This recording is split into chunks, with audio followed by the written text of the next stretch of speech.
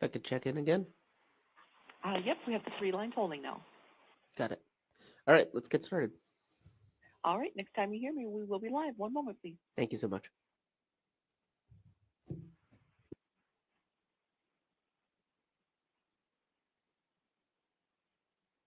Ladies and gentlemen, thank you for standing by. Welcome to the quarterly refunding call. At this time, all participant lines are in a listen-only mode.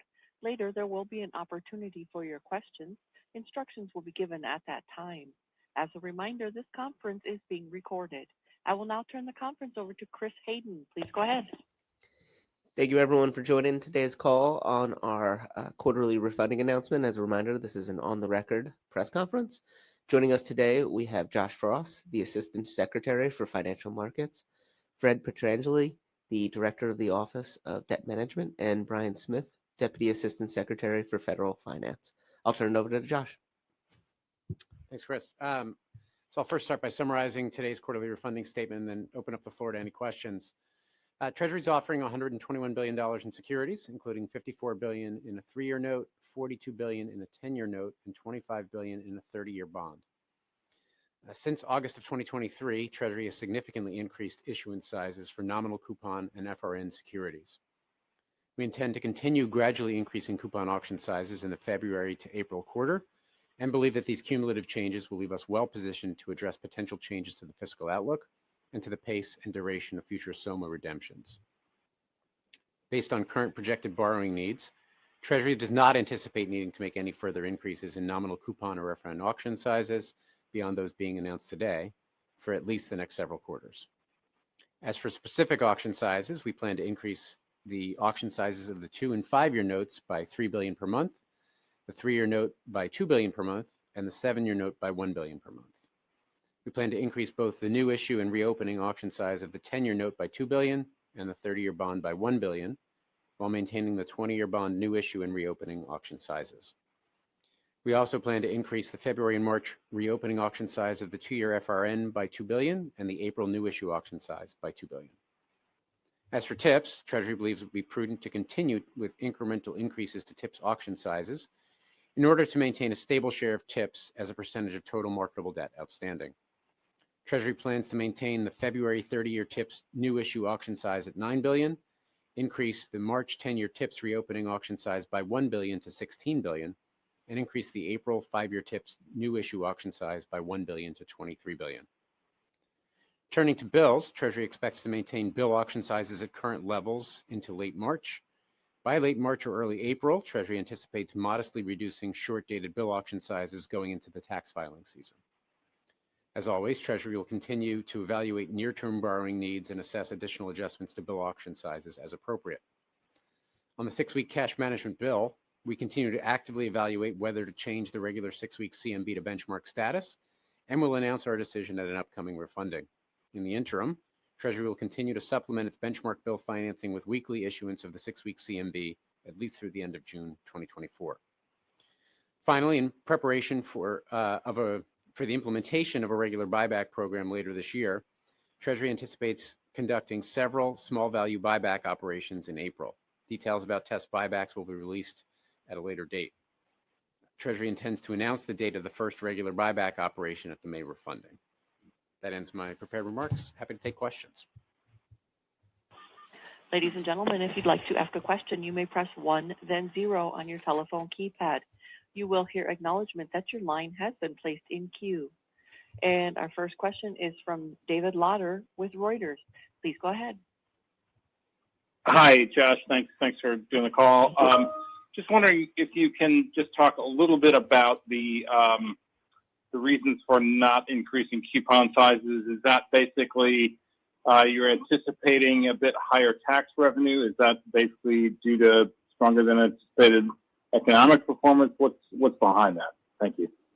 Sure. Thanks for the question. So maybe just, I guess, first a point of clarity. We in the announcement this morning, we have announced increased issuance of coupon sizes that largely mirror the increases we announced in November. So we did announce a slate of increases.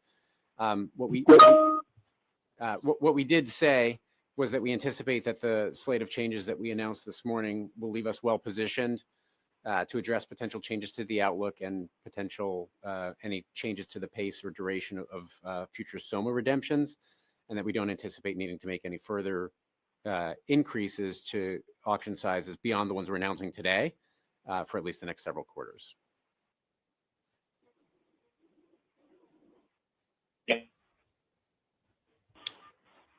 Ready for the Next, next we go to a question? question from Liz McCormack with Bloomberg. Please go ahead. Thanks, Josh, for doing the call. I have two questions. The first is in today's auction details and in Monday's financing announcements, what assumptions are you making for the Fed's QT? Is it that it's ongoing at the current pace through April, or are you doing an array of options and trying to cover yourself?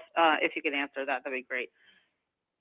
Sure. So I think your intuition there is probably right. We're looking at a range of outcomes and possibilities. We think that the borrowing plans today, as we made clear in the statement, leave us well positioned to address an array of potential outcomes on the fiscal side or on the SOMA side. So there's no individual set of assumptions or single set of assumptions built into the pace or path of SOMA.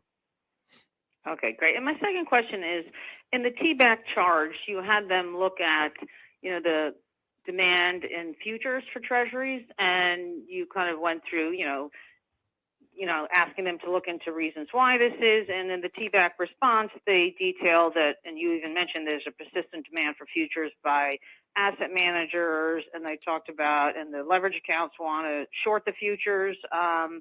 And they detailed that, you can see some of this in the creation of an opportunity for the basis trade, which they detailed has been growing. And I just wondered, is there a reason? Do you see this kind of leaning of asset managers to wanting to buy futures with treasuries, buy treasuries with futures? Is there a reason for this question? And are you planning to do these monitoring like they recommended? Great. Thanks for the question. So in terms of why did we ask the question? So one of the things we do is we try to closely monitor the health of the treasury market and assess various dynamics that affect demand for treasuries over time and trading conditions. I would see this as very much part of that. As you noted, the presentation at the meeting, which we released alongside all the materials this morning, I think does a nice job of summarizing elements of the basis trade that may not have been terribly clearly understood in the public domain. So we think this is valuable for us and kind of valuable to make these materials public. But no, I don't think there's anything specific about the basis trade other than the fact that it is an important element of the treasury market, and we want to make sure we understand it well to help us as we're formulating debt management policy. Thank you. Sure. And ladies and gentlemen, for any additional questions, you may press 10 at this time.